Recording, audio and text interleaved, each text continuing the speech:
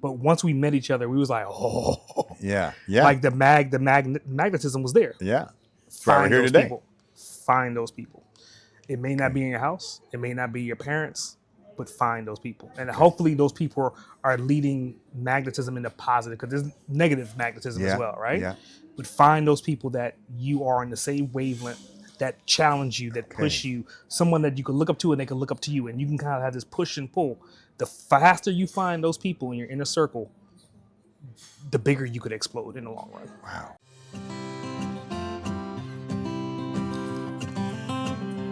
Now what? I even have it where I have now what question mark exclamation point. I don't know why, but I just have those two question mark exclamation point because it's a question, but I also see it as sort of a statement. I think it's a big action moment. It'll be interesting when you get to an editor to see how they feel about that. I am here today with S.A. Grant. We are in Utrecht, and we have had quite a day already. And I am happy to say that we have made quite the decision to have completely taken over this entire lounge, and it's basically ours. Yeah, I mean, it's very Dutch. I mean, it is just, It is. Without remorse. So Yeah. So S.A. Grant with me today, and we are talking about now what? The big question with an exclamation point. And I have a soft spot in my heart for now what when it comes to the international moves. And that's how you and I know each other. We're here in the Netherlands. We're both American born, and you have recently, well, compared to me, recently moved here.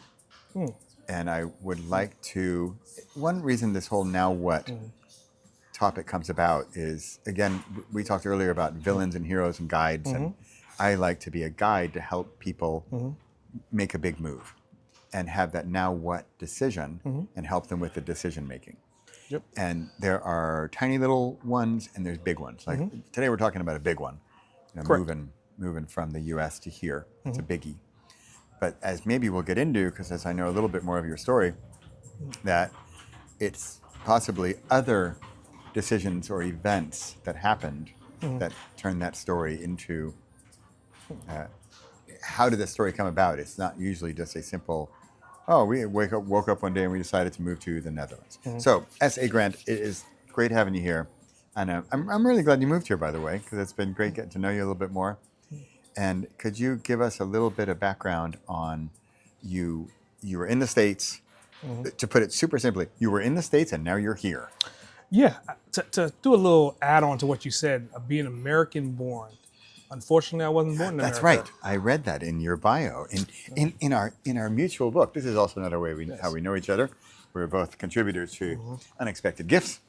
Yes, I kind of look at it as far as legacy, if that makes sense. I mean, everything I do at this point in time, post my event of life after death situation happened, was trying to figure out what breadcrumbs am I going to be able to leave behind for the next generation.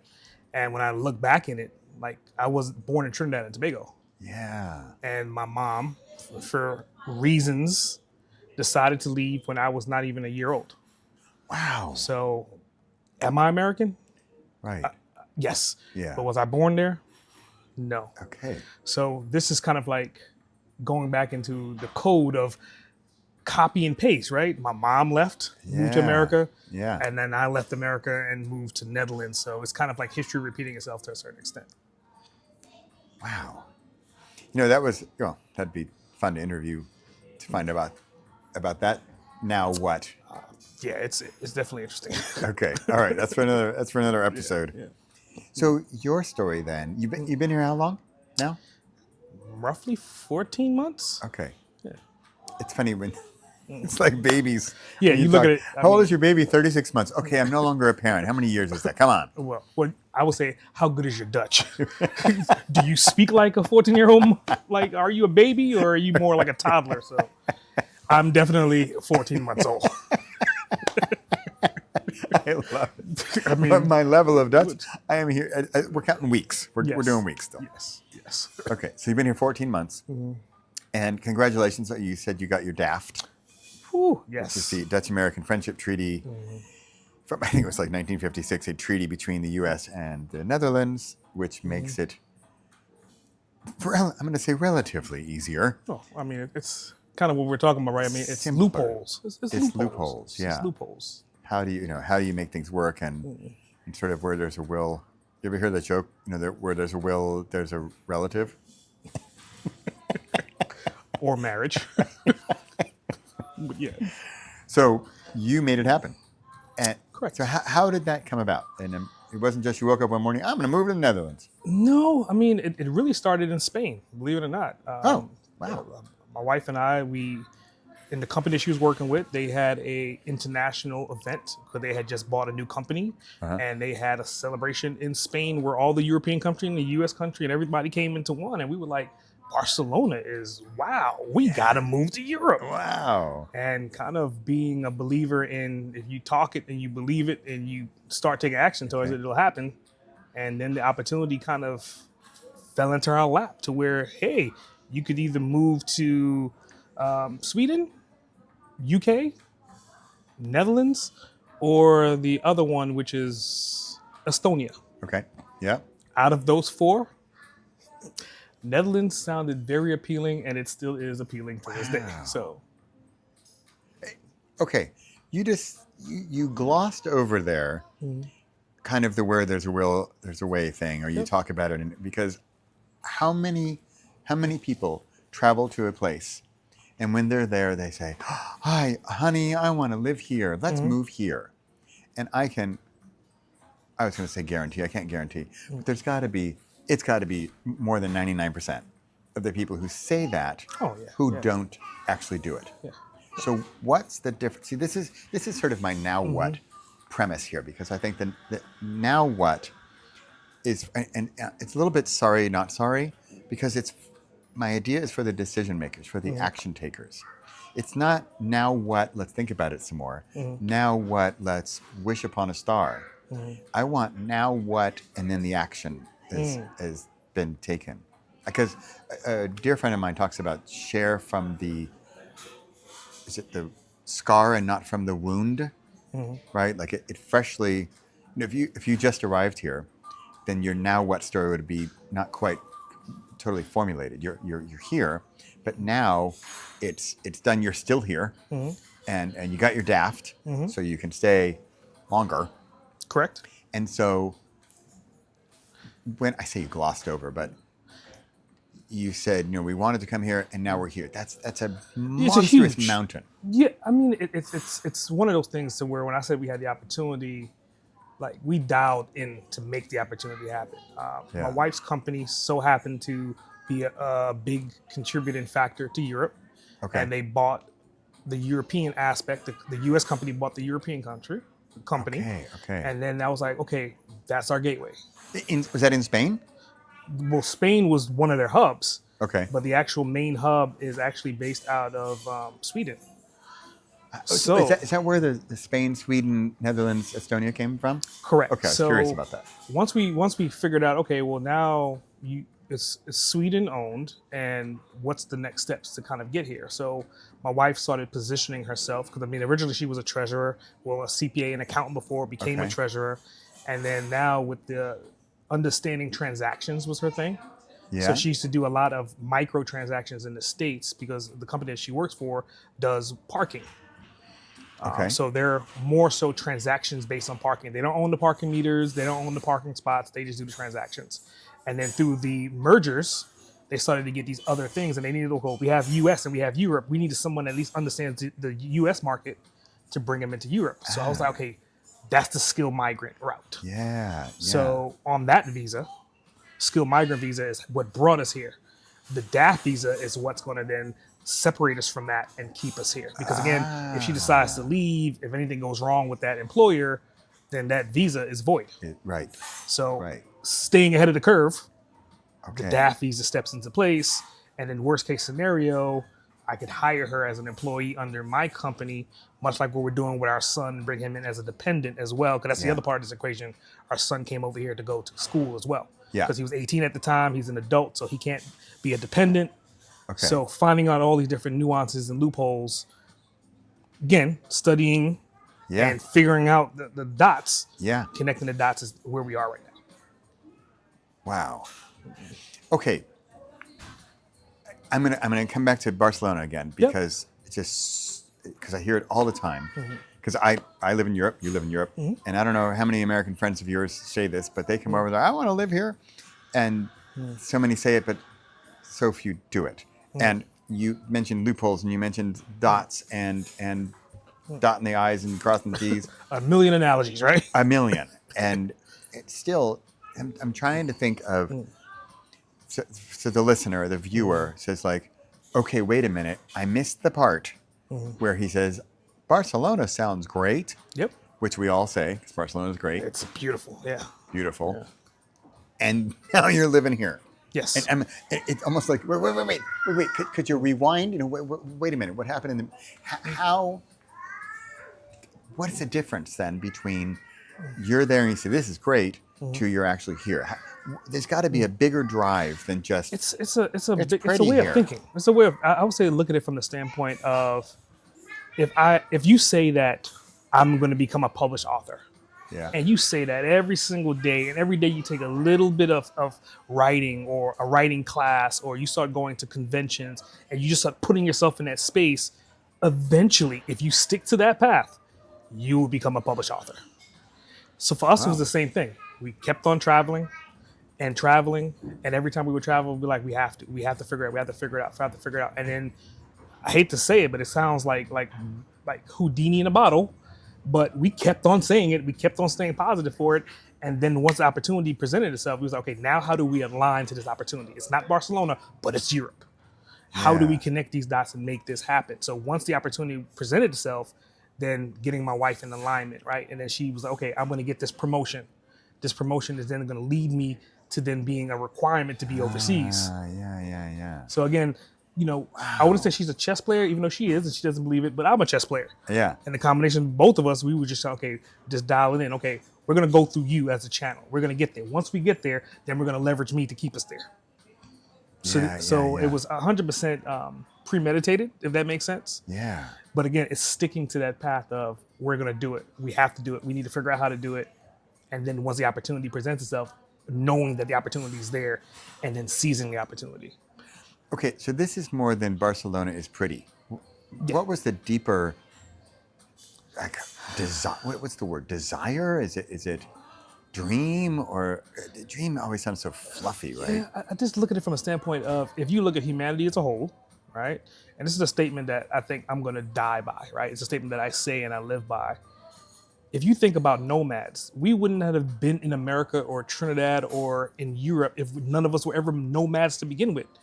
That's human nature. Yeah. So to be gridlocked or stifled or stuffed into one region of the world, yes, it's capitalism. Yes, it's the biggest country supposedly, but ideally there's a couple hundred other options on that you have to kind of test to see if you like or you not like. You can't just look at National Geographic. You can't just look at a magazine. You can't read about it.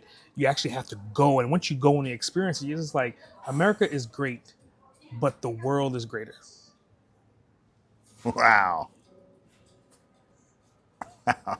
The whole nomad thing, you kind of took me off guard there because I think we've had a few conversations today and you've said these things that just, I really like how you phrase things and you give me this clarity, like this nomad and this idea that people, humanity, to travel and to experience another place, and in more than the 2-week Hilton holiday. 100%.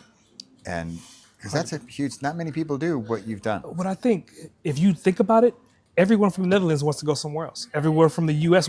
it's the native being of wanting to be a nomad and not realizing that's what got you there in the first place and embracing that. And most people, they don't comprehend the embracing of it. They just feel something, but they don't know what that is. And for us, right away, I was like, well, if I spent 40-something years here, and based upon technology, based upon where we are right now, I could spend another 40-something years alive on this planet. Why the hell would I do it in one location? And we're trying to get to Mars. And I haven't even explored this planet yet. I'm doing myself a disservice. I'm doing my kids, my grandkids a disservice by saying, this is it. I mean, Yes, you can grow up on a farm and you could live in Texas and spend your entire legacy of 4 generations there. But what would that look at scale? And you have to be the first one. And I told my wife, I'm like, you're not the first one to do it. You're just the one to do it in this generation. You're the aunt or the cousin that lives abroad now. You're part of their storyline and say, yeah, I got a cousin that lives there. And everyone, if you think back in time, oh, I have a cousin that lived in France. Oh, I have a cousin that lived in Asia. We're just in that equation now. We're that factor to be the inspiration for hopefully 2-3 generations down. Somebody will be like, hey, I'm moving there because my aunt did it or my cousin did it or whatever did it before me. You remember earlier we had a conversation about that kind of person does this kind of thing. And you are now the kind of people who do this kind of thing. 100%. You are the kind who move to another country. 100%. And it is no easy task. It's not designed for everyone.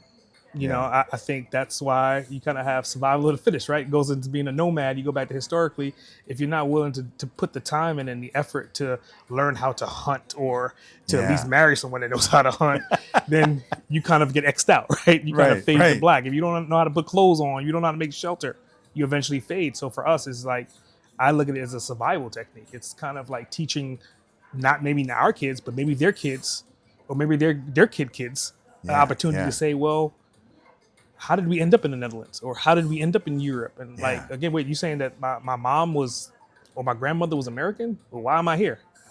And then that opens up that book to realize that everything is bigger than where you are right now. Wow. You know, so my mom and dad, they met on it's a very romantic story. They met on a ship going to Germany from the States. Yeah, you're right. You're right. And they did a summer exchange or something like that. And I'm still friends with the family my mom stayed with. And so my mom's ancestors were German. My dad French. We don't know much about my dad's side, but my mom's ancestors were German, and they came to the States. And on trips growing up as a kid, my mom would read these letters in German. Actually, she would translate them. But in German from, great-great-grandpa, whoever, and they would be talking about, the price, and they moved to Oklahoma, and they'd be talking about the price of corn or something like that, and they'd be writing letters to each other. And for some reason, I just thought about that. I hadn't thought about it the way you're talking about it with the whole aunt this and grandpa did that, and because now you are the ones who moved to the Netherlands. Well, we're not the first. I mean, like in my bloodline, for example, like my dad's grandfather is from Ireland. So, and as you ask these questions to your family, like, who is he? They barely know his name. He moved from Ireland. He was in the islands, and that's how he met your grandma. And it's just like all these different things. But it's like being a descendant of that. It's part of who we are. So why would I not kind of come back over here and restart that? But now what we do, writing books and podcasting, where we have the breadcrumbs of technology to then, once I'm dead and gone, they can at least hear my thoughts and my processes and why and what and how, and then now leverage that to become who they want to be. Versus I'm still thinking about, what was my grandfather like? What was he like? You don't have to wonder now. Yeah. Well, you're right, because we had a few letters from grandpa, whoever, great-grandpa, whoever, I don't even know his name. And they literally wrote about like corn prices. Their letters were not all very exciting. It was fun. It was fun. But I really like what you're saying as well about how, like what we're doing right now. 100%. We're telling our stories about why we did things. And that's very much this whole title of this theme of my project, this whole now what. And my goal is to sort of inspire others to think of their now what moment. Because you've got several that built up to you coming here. And how can we help others? Because I really think that the audience is, the majority of the audience is going to listen to this or watch this and they're going to say, wow, that's great. That's so great for these guys. And they did this. And like, you know what? That's just not me. Or if they're honest with themselves, or maybe they think like, well, that sounds great, but I'm never going to actually do it. And that's totally fine. Like you said, 4 generations on a Texas farm. That's awesome. I have nothing against that. But I think In marketing, it's marketing guys, as we know, there's your ideal target avatar, your audience who you're really focusing on. I think for me anyway, it's the one who's just hungry to do that thing, to make that change, and maybe just needs a push or a roadmap or a nudge I like to talk about pull to do that thing, to have that now what moment for them, because we're talking about ours. Correct. And how can we inspire others? So if there's people listening who have thoughts of where you were at some point back when it was still just a dream and a thought and a vague idea, how can they become the type of person who does this type of thing? But to your point, I don't think everyone that may come across this conversation or this content may not be the right person. Yeah. But based upon the rules of numbers, they know the right person. That right person is in one of their circles. They could be watching this and kind of flipping through YouTube or whatever channel they're looking at it on, and it may be the 8-year-old kid that's in the background listening right now, without them knowing. And then a few years go by, and this 8-year-old kid becomes a 13-year-old kid, starts talking about, hey, I would like to do traveling abroad for education. Like, all of these things are in every single circle. And if you're not the person, I would say, if you know the person or if you have a seed of that person, feed into it. Their fears are not your fears. Your hesitation are not their hesitation. So you don't want to hold someone back. And it kind of goes into being fathers that we are, men, right? I would love my kid to be on the farm with me. Right. I would love my kid to do what I do. But in reality, who is the actual son that wants to be exactly like their dad? Right. Yeah. No matter how great the dad is, you could be the Rock. And your kids are going to be like, I'm never going to wrestle.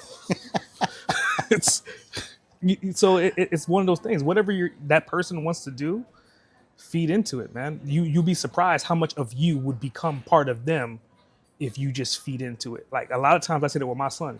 He's not into digital marketing, right? He's really big into the market. He's really big into development. And so when I started to see that, I was like, okay, well, he's not going to be the creative mind. He's the analytical mind. Yeah. I'm 50-50. He's 100% analytical. Yeah. I can kind of understand 50% of him. Right. So I'm just going to have to feed into that 50%. If you need help with the code, if you need that's my gift. And let me help you with that.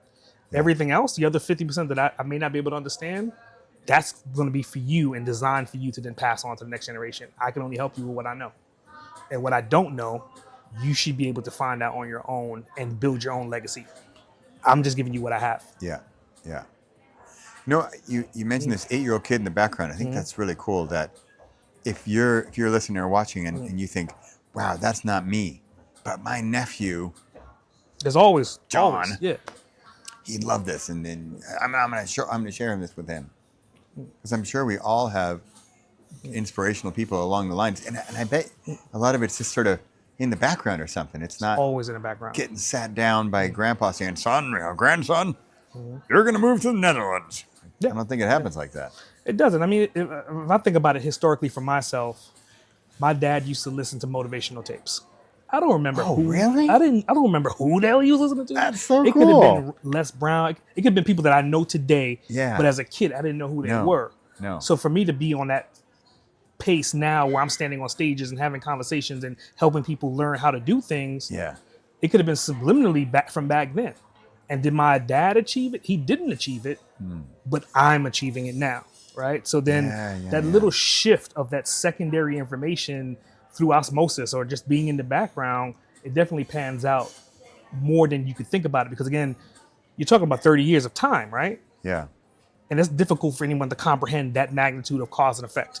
Yeah. But I can tell you that I remember some of those elements. Those are the key memories that were mediocre memories at that point in time. Yeah. That I can remember and recall now. Wow, that's so cool that your dad listened to tapes. He did. He had the cassettes, and then he had the CDs, and I could always see his mind wanting to be an entrepreneur, but not understanding what an entrepreneur is or what it should be doing. But I can see that strive for it. Was he successful at it? No. But in who I am now, what I'm doing, I've had probably 10 times more success in what he's done, but that's a fragment of who I am to make me who I am now. If that makes sense. Yeah. It's causing, everything is cause and effect. It's cause and effect. Wow.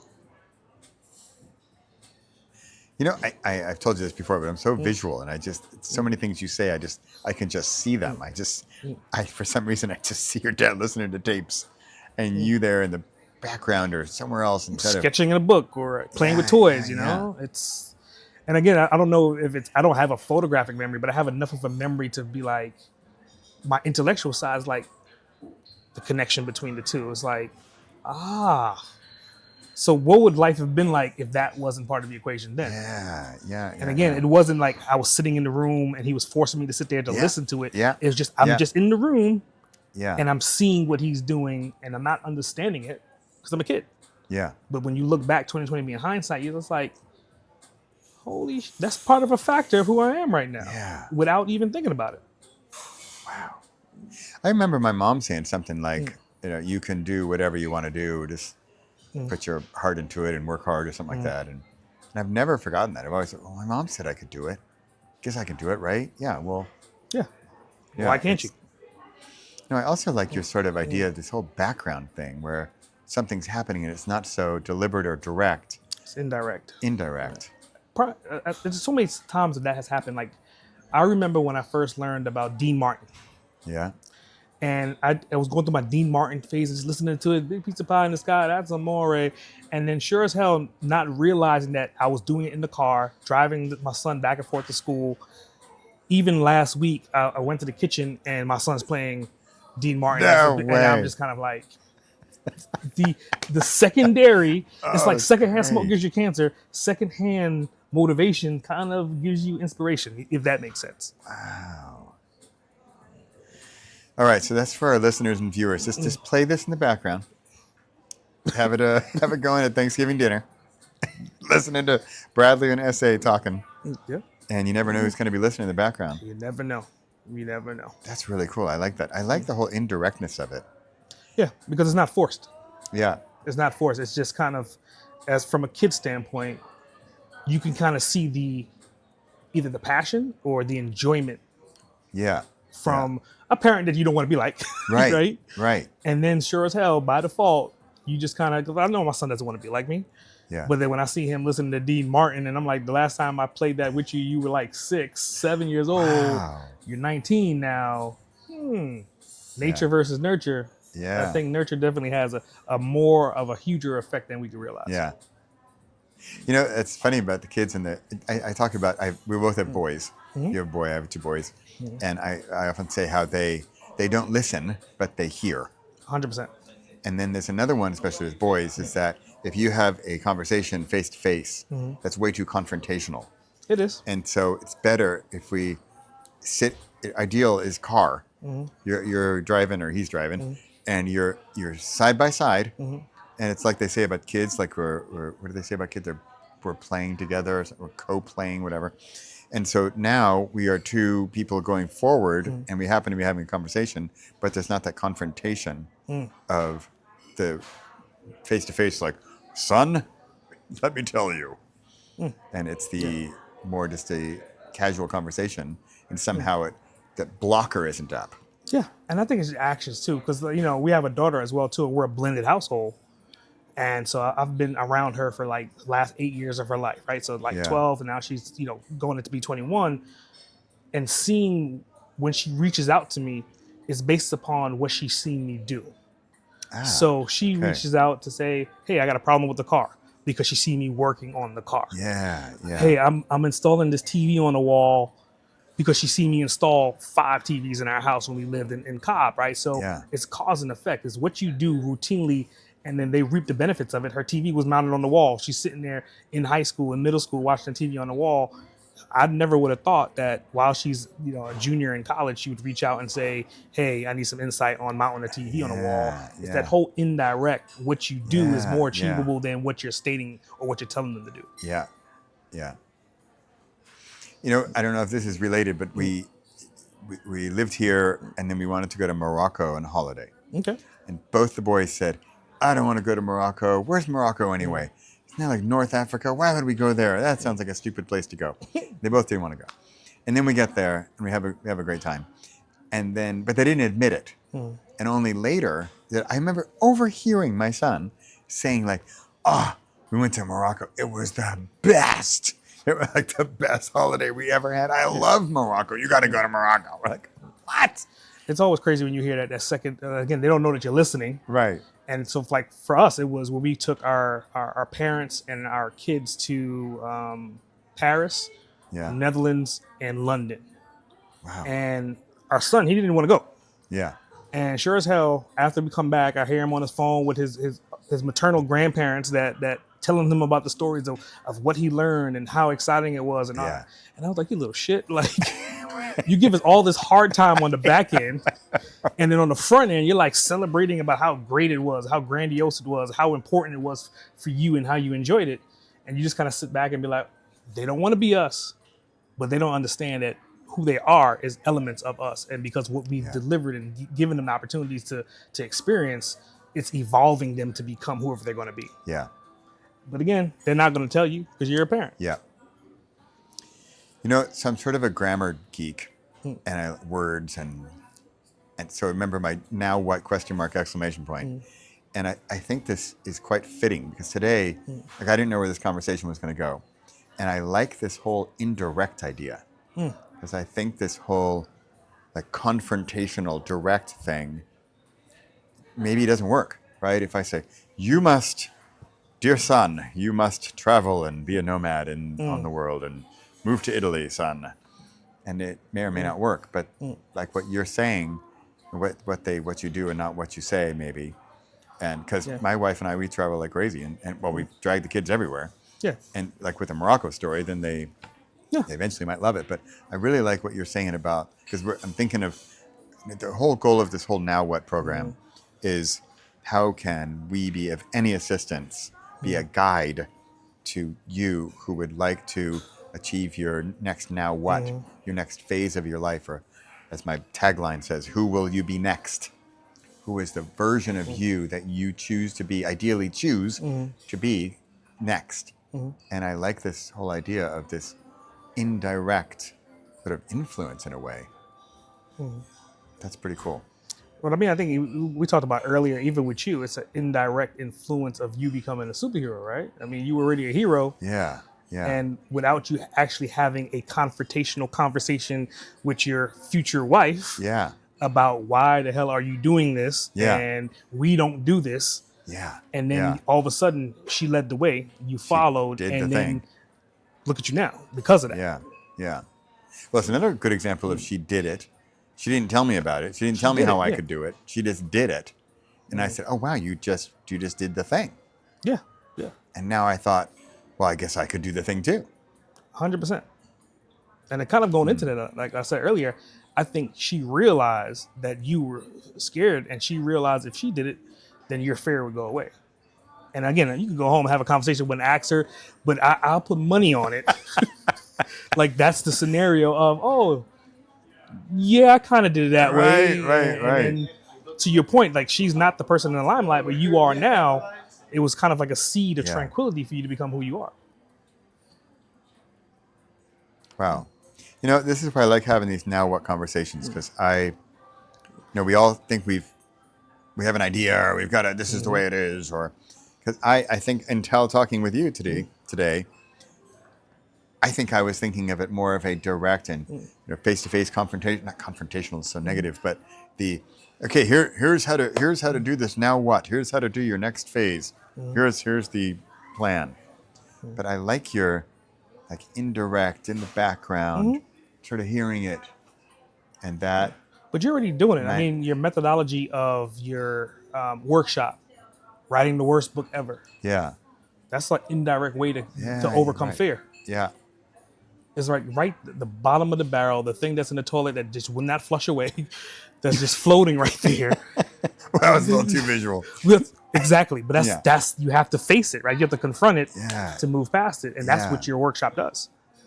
Anyone that wants to become a writer that's not a writer and they are scared of writing, kind of like I was talking about before, being outrageous, the outrageous night. Yeah. You have to face it to be able to be like, wow, Yeah. if I can do that, then I can do anything. Yeah. It's the same thing. And seeing all the other people on stage going completely bonkers and outrageous. Completely bonkers. Or in your case, writing the worst damn book they could ever possibly think about. And then that book becomes part of their storyline. Like once they become a New York Times top seller or whatever happens down the road, whoever they're becoming, they'll be able to hold up that nasty, disgusting, non-masterpiece of piece of work and be like, it started here. Yeah. To become this.